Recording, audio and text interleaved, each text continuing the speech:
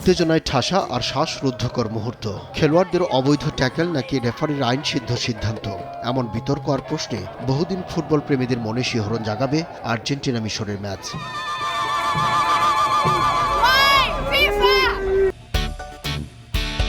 নামকরা ফুটবলার, ভাষ্যকার থেকে শুরু করে সাধারণ মানুষের সমালোচনার কেন্দ্রে রেফারির দুই সিদ্ধান্ত।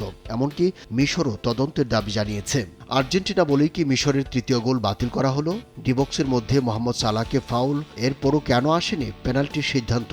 এমন প্রশ্নে ফিফার সাবেক এবং বাফুফের বর্তমান প্রধান রেফারি আজাদ রহমান মনে করেন রেফারি সঠিক সিদ্ধান্ত নিয়েছেন। Salah had no control on the ball and there মানে আমরা ফুটে যদি দেখি, ফুট টু ফুট চ্যালেঞ্জে সেখানে নো কন্ট্যাক্ট, স্লাইডলি টাচ, মানে এরকম হয়েছে মনে হচ্ছে ভিডিওতে। একমাত্র রেফারিজ ভিউ থেকে দেখেছেন দ্যাট ওয়াজ নট ফাউল। এবং the way Salah fall down, he was trying to get the advantage of it. Referee ওইটা কারেক্টলি দিয়েছেন, it was not foul.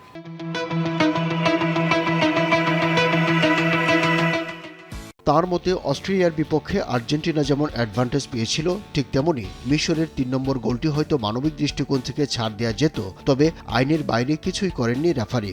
Attacking phase যেখান থেকে স্টার্ট হয়েছে, যেটা মিশরের এন্ডে এবং কর্নার ফ্ল্যাগের কাছাকাছি, ওইখানে দেয়ার ওয়াজ এ ফাউল, এবং ওই ফাউলটা ছিল holding plus stepping on foots, opponents foots. According to law it was foul, কিন্তু রেফারি তখন কিন্তু ওইটা ব্লক করেননি।